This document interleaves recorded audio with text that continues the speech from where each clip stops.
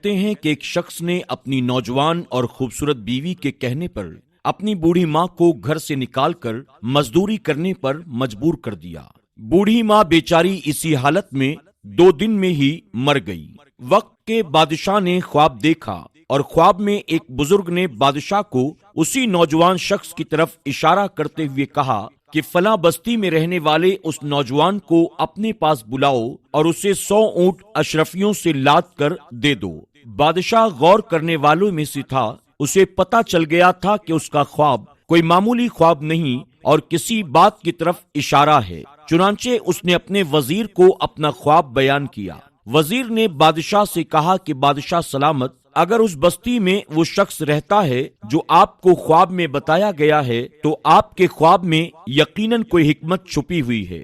بادشاہ نے وزیر کی بات کو سن کر اپنے 7 سپاہیوں کا دستہ لیا اور خواب میں بزرگ کی بتائی ہوئی جگہ پر خود پہنچ گیا۔ بادشاہ نے بستی کے باہر ایک درخت کے نیچے بیٹھے بوڑھے شخص سے اس خواب والے نوجوان کے بارے میں دریافت کیا۔ بوڑھے نے کہا کہ وہ کوئی اچھا انسان نہیں ہے، وہ اپنی ماں پر بڑا ظلم کرتا تھا اور اس کے ظلم کی وجہ سے اس کی ماں دنیا سے رخصت ہو گئی۔ بستی میں پہلا مکان اسی کا ہے۔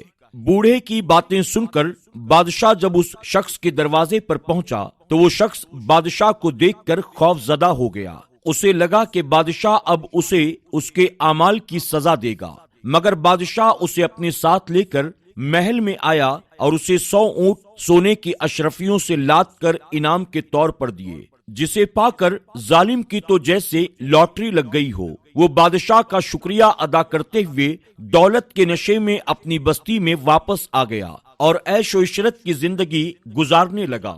ادھر بادشاہ کے وزیر نے اس شخص پر مکمل نظر رکھی ہوئی تھی کہ وہ خواب کی حقیقت کو جاننا چاہتا تھا، مگر کئی سال گزر گئے، اس شخص کے حالات میں کوئی تبدیلی نہ آئی۔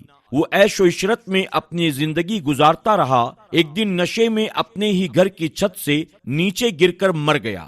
بادشاہ کو جب اس شخص کے مرنے کی خبر ملی تو وہ دوبارہ بستی میں گیا اور باہر درخت کے نیچے بیٹھے ہوئے بوڑھے شخص سے ملاقات کی۔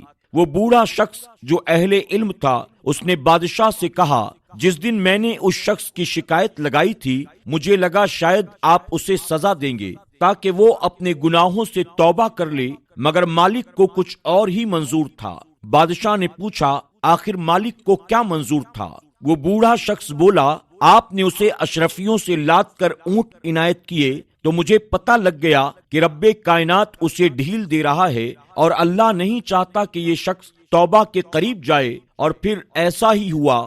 دولت کے نشے میں وہ ہر چیز بھول گیا۔ دولت نے نہ اسے اپنے گناہوں کو یاد کرنے دیا اور نہ اپنے کیے گئے گناہوں پر اسے پچھتاوا ہوا۔ عیش و عشرت کی زندگی پانے کے بعد اسے توبہ کی توفیق نہ ملی اور وہ اسی حالت میں ہلاک ہو گیا۔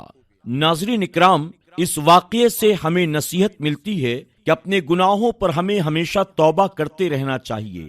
کہیں ہم اللہ کی دی گئی ڈھیل کا ناجائز فائدہ تو نہیں اٹھا رہے ہیں؟ اگر ایسا ہے تو فوراً توبہ کیجئے، کہیں ایسا نہ ہو کہ وقت ہمیں پھر توبہ کی مہلت نہ دے۔